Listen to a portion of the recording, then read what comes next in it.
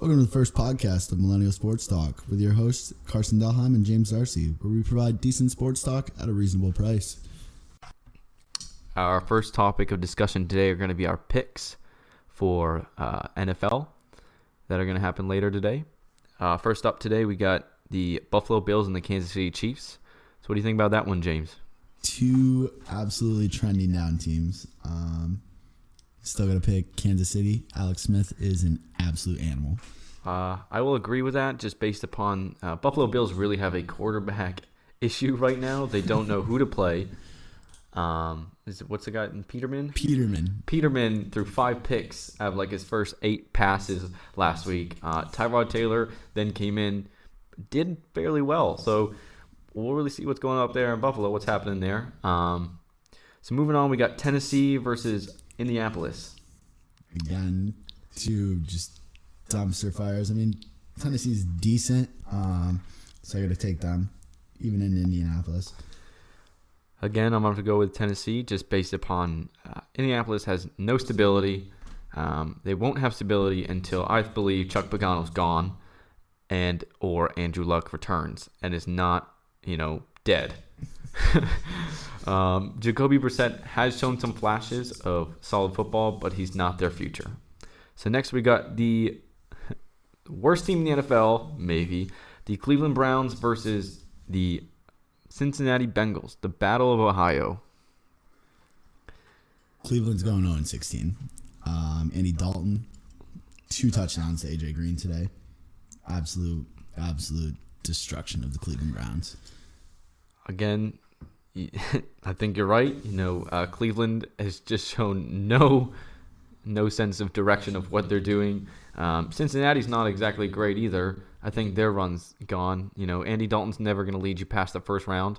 Andy Dalton's never going to lead you to the playoffs. But Andy Dalton does know how to beat up the Cleveland Browns. So I agree. I think they're going to win pretty easily in Cincinnati today. Next up, we got a resurgence of the Tampa Bay Buccaneers with backup quarterback Ryan Fitzpatrick showing up again somehow. I don't know. I mean, It's a curse. It's a curse. I thought Jameis Winston was their future, but he played pretty poorly, especially during that eating the corn on the cob thing he had before the game. And Atlanta seems to be back up on the upswing again. They seem to be playing better football after they started, fairly poorly. So what do you think about that one, James? I think it's closer than we think.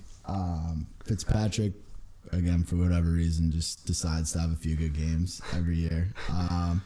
But still, Atlanta over Tampa all day.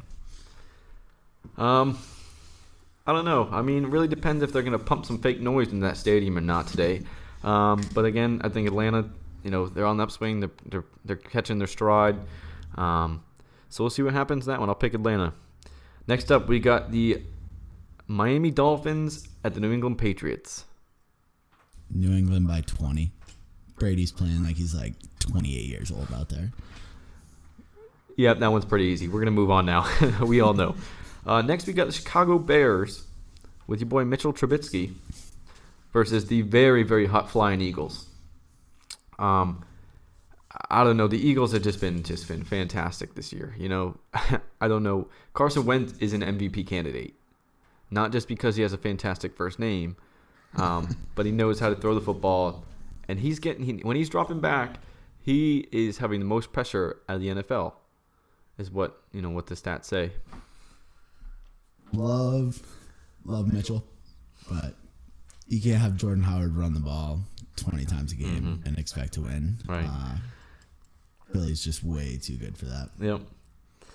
Next up, we got the Carolina Panthers and the New York Jets. Carolina has been playing fairly well. Not a big Cam Newton guy. I think he's inaccurate, and I think he's a hothead. He's kind of a dick, if you ask me. But they are a better football team than the New York Jets. Easy. Gotta give a quick shout out to my boy Josh K. Jets over the Panthers. Really?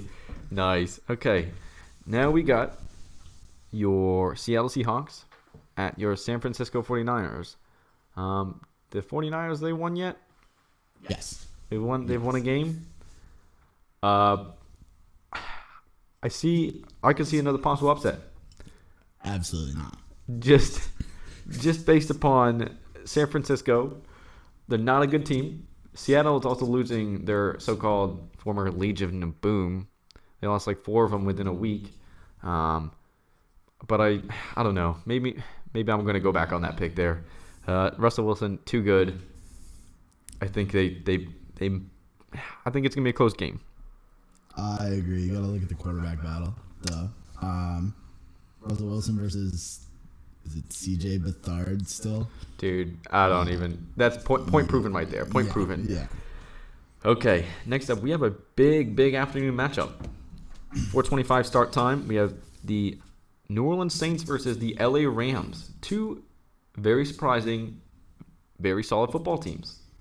Love the New Orleans backfield, but I think the defense is fake. Jared Goff showing he knows how to take advantage of those bad defenses. Got the Rams. Did you also see that if what's his name, running back Mark Ingram goes over a certain amount of yards, and if he makes All Pro, then he is a free agent for some reason. I don't remember why, but I'm gonna go New Orleans. I think you got Drew Brees. I still think he's one of the best quarterbacks in the league. I think you got a more balanced offense, and they actually have somewhat of a defense, which they balanced offense. Yeah. What do you mean balanced offense? Jared Goff, Todd Gurley. That's balance. Yeah, I'm taking Drew Brees over Jared Goff all day. Next, we have Jacksonville. Also a surprise this year. Blake Bortles was not as crap as he was in the preseason. He's not amazing yet. And then we got the underachieving Arizona Cardinals. Only underachieving without Carson Palmer. I mean, who makes it tough? Who do they have a quarterback right now? Okay, solid. I mean, it's basically it. If they don't have Carson Palmer, they're not a good football team. It's as simple as that. So I'm going Jacksonville. Absolutely. Number 1 defense in the league this year, Jacksonville. It's tough, though. Blake Bortles, he could throw you 3 touchdowns. He could throw you 5 picks. Still got to take Jacksonville, though.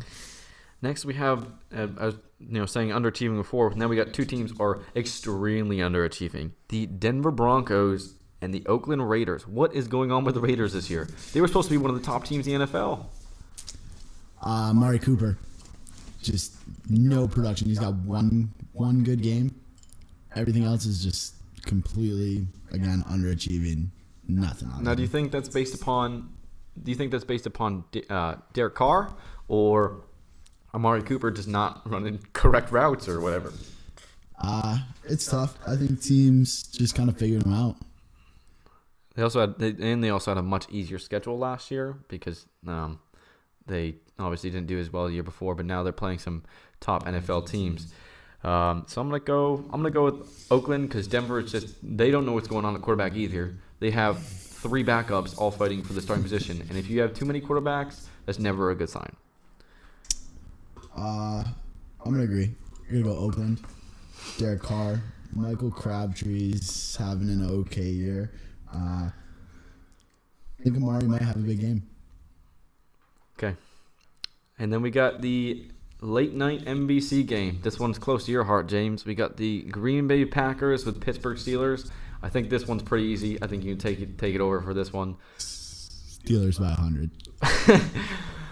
It's by 100, but Green Bay without Aaron Rodgers, not a good football team. It's as simple as that. They don't win without him. He's top 3 quarterbacks in the league when healthy.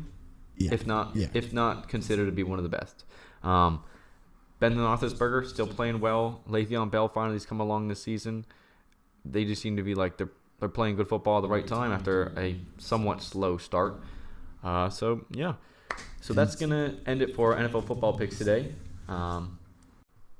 Welcome back. We're going to dig into our next topic. Can Kyrie and the Celtics dethrone the king in the East? Yes. Yes, they can. Absolutely not. LeBron James, finals every year. Not this year. Solely based upon not only did you saw in the news, Derrick Rose his career might be over. They just said that. Isaiah Thomas, as a Celtics fan, loved him. Yes, did a lot. Don't think he can help you win a championship. Too small. Can't play defense. That's already been exploited. And you don't know what he's going to be like when he comes back from his injury. I do think he can put up 20 a game. I do. But I think when it comes crunch time, he's not going to be in the end of the game just solely based on his defense. So all the fourth quarters he had for the Celtics, nothing now because he's not on the Celtics. Regular season. Who do you want the ball in your hands in the playoffs? You want Kyrie to have the ball, or do you want Isaiah Thomas? Well, that's why we still have LeBron James. LeBron James. You want the ball in his hands at the end of the game. I want the ball in his hands every single possession of the game.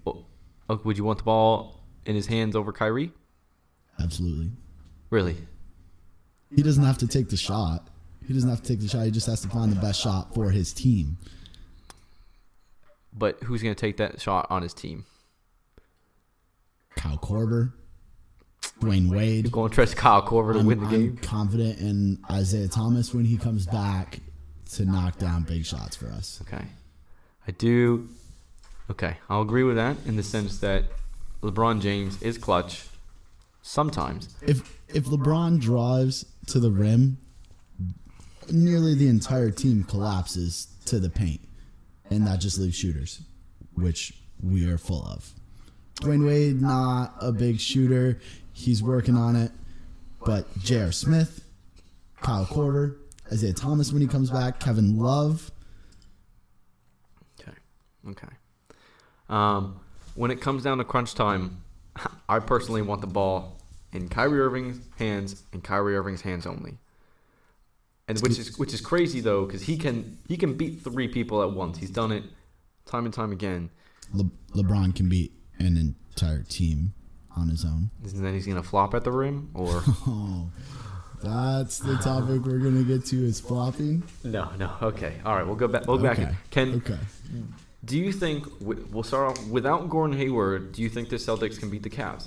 No, I think that the Milwaukee Bucks have a better chance to beat the Cavs than the Celtics do this year.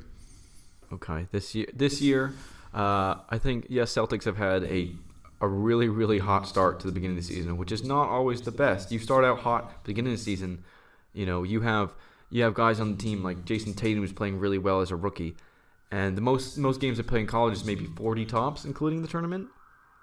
Yeah, so that's half an NBA season. So at some point, he's going to hit that rookie wall. I'm going to disagree with that.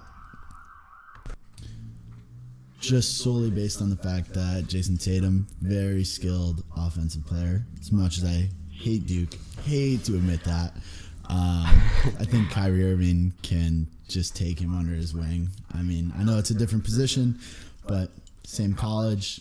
Kyrie barely played in college, but still, same college. They know the hate that they're going to get just from being a Duke player, going into the NBA, Celtics. Okay, so I think he's going to hit that wall at some point. I'm hoping he doesn't. I don't think they're going to keep on the torrid pace that they're on right now because I think that's just too hard. Now, with that being said, I think they're going to end up with the first seed in the East because I don't think LeBron and the Cavs, they don't need to worry about that. They're going to be there. They're going to meet East Conference Finals, maybe even the Finals. But it really depends who they're going to meet up with. And I still think Boston is good enough, even without Gordon Hayward. They've shown that they're a good, solid team. They're a very, very good defensive team, if not one of the best in the NBA. The one issue that they've had over the past few years is rebounding. They are in the top 10, if not top 5, last time I remember, in total team rebounding. And that's just because they've swarm to the ball. They get a lot of rebounds, just by everyone going after the ball. Like Aaron Baines, not a very good scorer, but he can get you rebounds. Even Al Horford, who's garbage rebounding, is getting you 8 to 10 a game now. And not a big position for rebounding, but I think Kyrie just helps with that. Like over IT, it's gotta help. Yeah, And with the defensive thing, I think in Cleveland, Kyrie didn't really have to play defense because he could always have someone behind him. You have Tristan Thompson, good defender. You can let him go in the lane. You have LeBron James, one of the best defenders in the league, has been for years. So you're helping out the case that Isaiah Thomas doesn't have to play defense right now. Probably not, but he might be exploited. And I think Kyrie's really showing that Kyrie's a really good defender when he wants to try hard. And with that being said, he's doing a lot more than he would before. Not a ton of, I think 5-6 assists a game, maybe. I just real quick want to go back to talking about the Celtics being the number 1 seed. Mm-hmm. Gonna happen, undoubtedly. I mean, right now the 2 seed in the East right now is the Detroit Pistons, and we've talked about this before. Like, there's nothing for teams in the East. I mean, you've got the Pistons are fake. Tobias Harris, Andre Drummond. That's good, but that's not 2 seed worthy. So realistically, you have the Celtics, the Cavs, DeMar DeRozan, Kyle Lowry. That's decent. They're not getting past first or second round. They never do. No. You go down to the 76ers. They're trust the process. I don't think they're ready yet. No, Not yet. I agree. They honestly might end up with like the 3 seed though. And Ben Simmons will be an MVP someday. Agreed. He's that good, but multiple MVPs. I really like the fact that he knows his limitations. He knows he can't shoot the outside shot, so he doesn't shoot the outside shot. Maybe that's something Lonzo Ball should learn. Give it time. Lonzo's putting in work. Give it time. All right, we're drifting off a little bit. Back to it. So Indiana Pacers, number 6. The one team you said can knock off the Cavs right now are the Bucks, who are in 10th place in the East right now at 9-9. I think is Jabari Parker going to come back this year? Yes. If he comes back healthy, about mid-season, and he comes back healthy, and he can put up the same numbers he was putting up before he got hurt, which is tough because he's torn his ACL twice, right? Is it the same one or different? Both ACLs. If you can come back and put up 20 points a game, they're very dangerous. And Eric Bledsoe, new addition, trying to work him in. It's going to cause some growing pains, but they'll get through it. It's just Giannis is a freak, but I don't think. Again, I don't think when it comes down to the crunch time, I don't know if I want the ball in his hands. He's not a great free throw shooter. He can't really shoot the outside shot. The only thing he can do is drive to the lane. Now, they also have a bunch of shooters as well, like you're pointing out about the Cavs earlier. He can always kick it. But right now, he has a really high field goal percentage in the paint. But otherwise, he doesn't really have anything else to his game. Another team in the East, Washington Wizards. Bradley Beal, Sean Wall. That's a dangerous backcourt. True, it is. So we'll get back to. Do you think it's going to be Celtics and Cavs in the Eastern Conference Finals? It depends on the seeding. Because I know you mentioned the Milwaukee Bucks, but going and talking about it, I just don't. I think Brad Stevens is a god amongst all of us mortal men and women. He's got to be up there with Popovich. He doesn't have to worry about Gordon Hayward missing any half-court buzzer beaters. he'll be all set. Okay, yeah. But realistically, I think it's really going to depend on if the Bucks, Sixers, Wizards, where they end up as far as 3, 4, 5. Okay.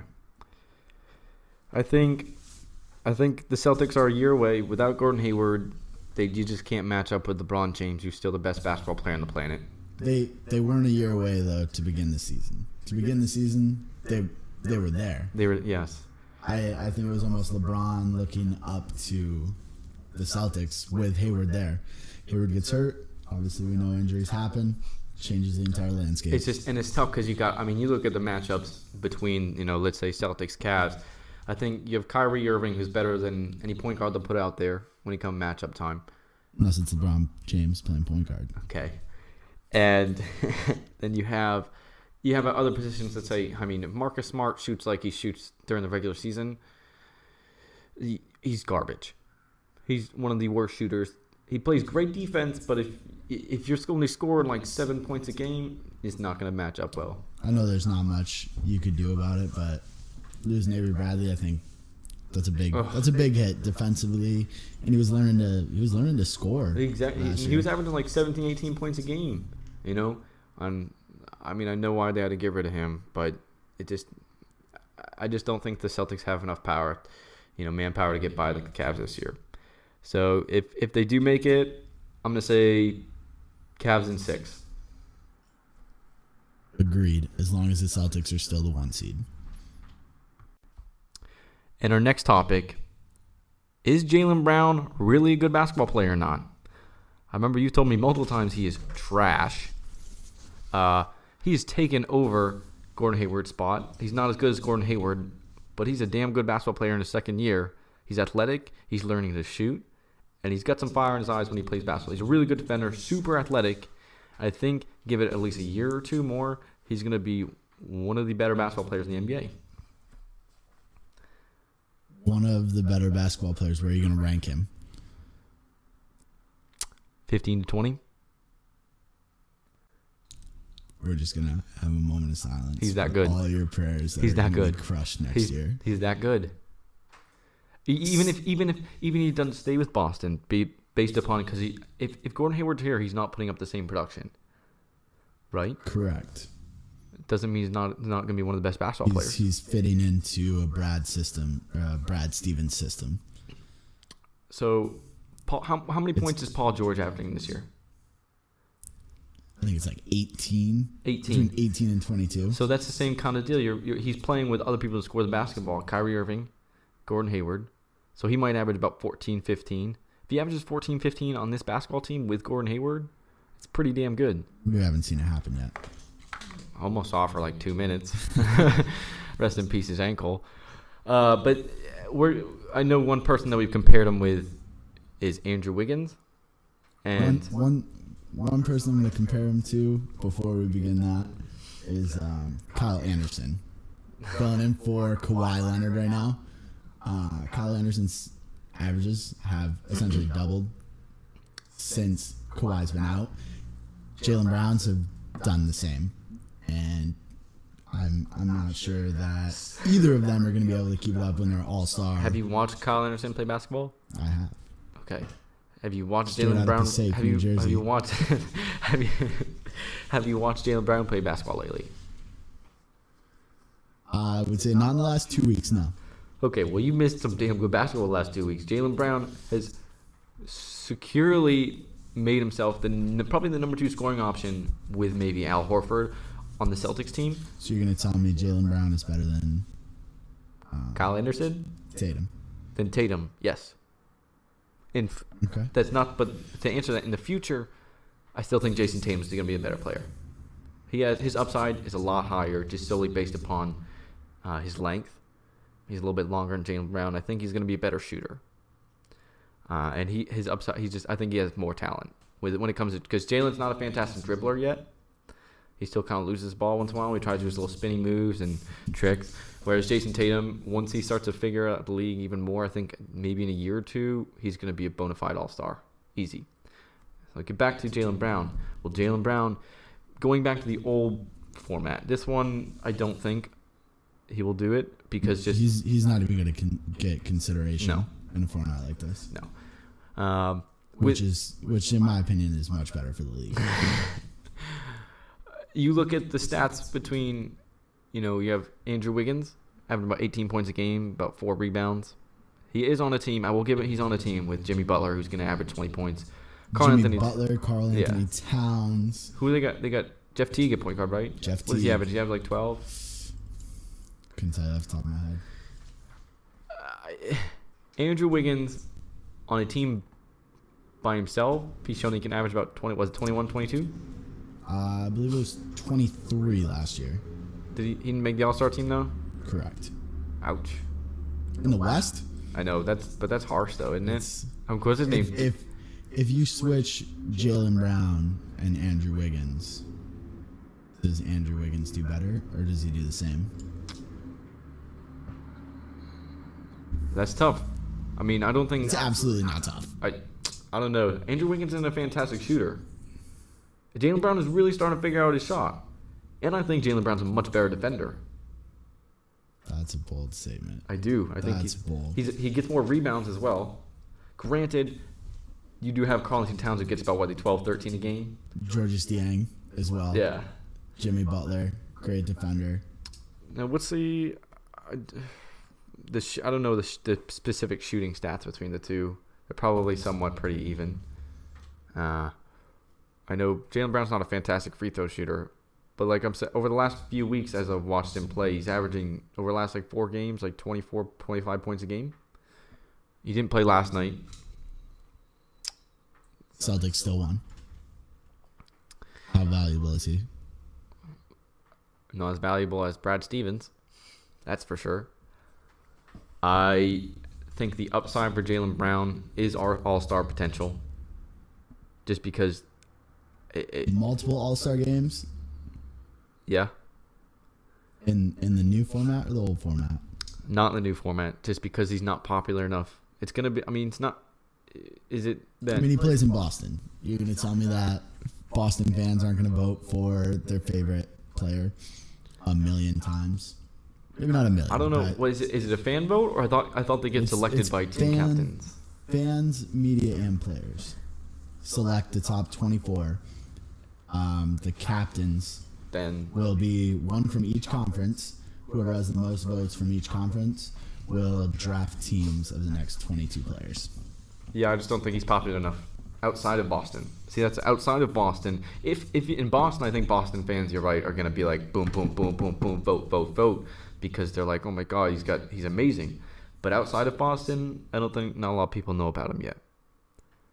I mean, Boston fans are psychos, so You're not wrong. It's tough. You're not wrong. I mean, I can see some people at their computer work all day just voting Jaylen Brown. Who got drafted ahead of him? Ahead of Jaylen Brown.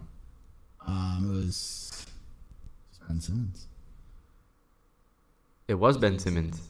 Ben Simmons, and who else? Who's number 2? That would have been Brandon Ingram. To the Los Angeles Lakers. The Lake Show. Do you think Jaylen Brown's better than Brandon Ingram? Yes. Thank you. But that also attests to just the front offices as well. Celtics rebuilding has been actually amazing. Rebuilding while contending. Exactly. And that's walking a very, very fine line. That's super hard to do, whereas you had 76ers who said, forget about it, we're just going to lose every game. Celtics, they had won, Brad Stevens' first year, they won 27 games. And the next year, they went 40 and 42, and then after that, they won a few more games. They continue to go up and up on the rise. They build a team who's a contending team. And I think Jaylen Brown is one of those centerpieces for the future. I think he's solid. And I think he's going to get shipped out. Before he becomes a star, Tatum's going to take over his spot. Gordon Hayward's going to come back. Jaylen's going to move to the bench. No room. I don't think he's going to move to the bench. What's your starting lineup? I think they're going to go next small. Year, next year. Small. You're going Kyrie Irving, Gordon Hayward, Jaylen Brown, Tatum, Al Horford. You can switch them all out besides Horford, obviously, but you can switch them all out. Positionless basketball. Positionless basketball. You put your best 5 out there, but not only, but they are all long. Tatum's wingspan's like 7'1", 7'2". He's a long. He can get up block shots.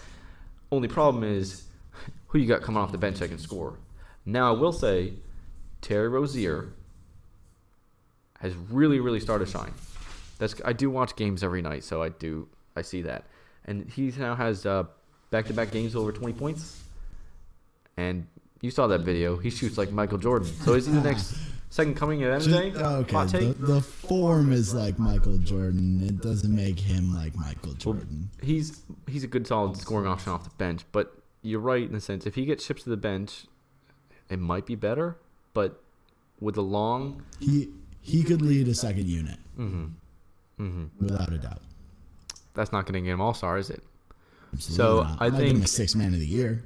the only way he gets an all-star is if he goes off on his own and gets just stats and stats and stats. Because if he's on his own basketball team, he's getting 23 a night. I completely disagree. He's in a phenomenal system right now. And him by himself, it's going to be like if Steph Curry was by himself, Steph would score 20, 22 points a game. He can't do it by himself. He's not like a LeBron. He's not like a Giannis. He just can't do it by himself. Okay, then we'll end off. Who ends up having the better career, Andrew Wiggins or Jaylen Brown? Andrew Wiggins. Jaylen Brown. All right, final 5. Last topic of the day. What jersey will LeBron James be wearing next year? Start it off. Depends. Does he make it to the finals with Cleveland again or not? Yes. And why would he go anywhere else? I don't think if he goes to LA, I don't think they're good enough around him. Now he did lead a team to the finals who had Eric Snow on it. Larry Hughes, second best player on that basketball team. So he He automatically makes you a better basketball team. Probably adds 20, 30 wins to that team. Probably I don't know if he leads them to the finals though. Not in the West. His best option, and it's going to sound crazy, is if he goes Philadelphia 76ers. Only problem is Ben Simmons handles the ball a lot. Then what are you going to do with Markelle Fultz? Bust. Okay, you can't call a guy a bust after he hasn't even. There's been 20 games in the NBA season. He hasn't even played half of them. Have you seen his free throw shooting? It's like Charles Barkley on the golf course. Cannot call a guy a bust after. Okay. He's played 10 games maximum. If LeBron does not make it to the finals, is he out? Yes. Where's he going?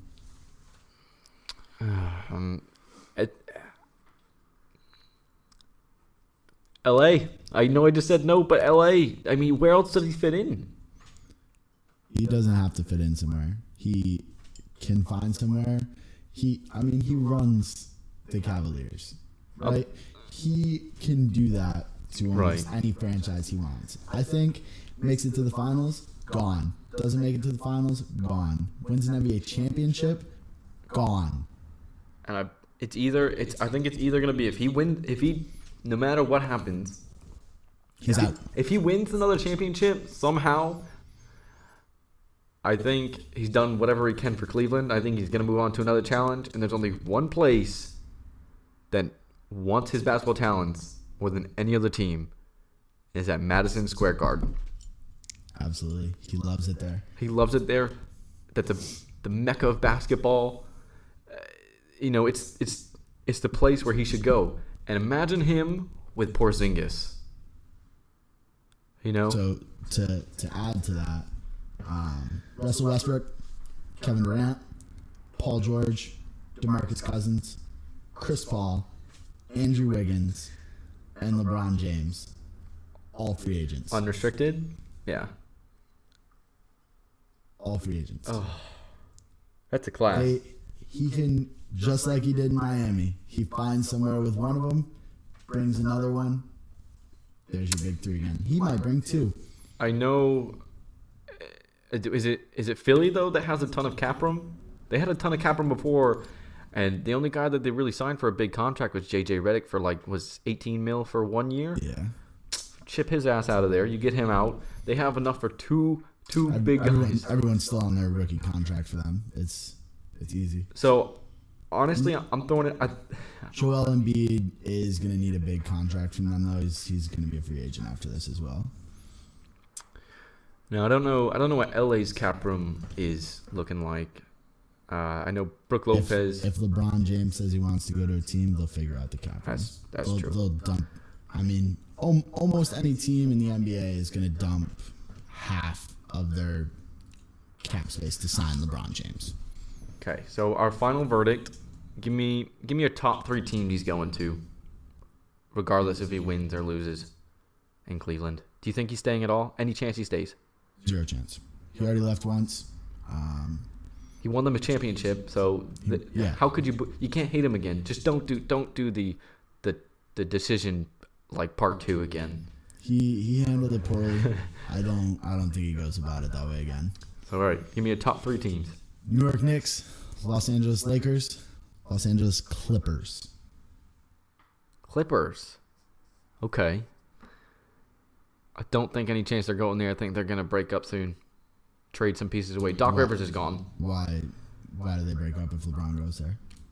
I don't think he's going to. Griffin? I don't think he's going to go. I mean, they've just lost like 9 or 10 in a row right now. They're going to get a new coach. You just said though LeBron makes the team 30 wins better. So say they win. But I think they're going to break it up before he gets a chance to get there. Plus, if he's going to he's there next year. If he goes to LA, he's not going to Clippers. He doesn't like LeVar. Why does he want to play with Lonzo? Who does like He's going to have LeVar? to deal with LeVar. Who does like all LeVar? the time. He loves Lonzo though. Think he wants to go play Lonzo? Lonzo needs the ball in his hands to contribute. He can't shoot off ball. Maybe LeBron will teach him how to shoot. LeBron couldn't shoot either. And he's become not a bad shooter. I think LeBron was a better shooter when he was young than he is now. He had a much better form. But then again, he was a lot smaller then. Now he's got this weird form. It goes in sometimes. I don't know how. He's just big. He's getting ready to dwindle down in his career playing the post. But I think he goes New York. Definitely not Brooklyn. Definitely going the Knicks just because Madison Square, that would just be the greatest. Can you imagine Spike Lee? Oh man. But they open up some cap room somehow. They have Porzingis. Is he on a decent contract? Is he still on his rookie contract? I believe so, yeah. You get LeBron. The biggest thing they got to worry about is Joakim Noah getting millions right now. Somehow they make room. You have Porzingis and you have LeBron James. You have the future right there. I don't think he should leave the East, regardless of how good the future is for 76ers and, the Celtics, just because you have Golden State, who's going to be around for a long time.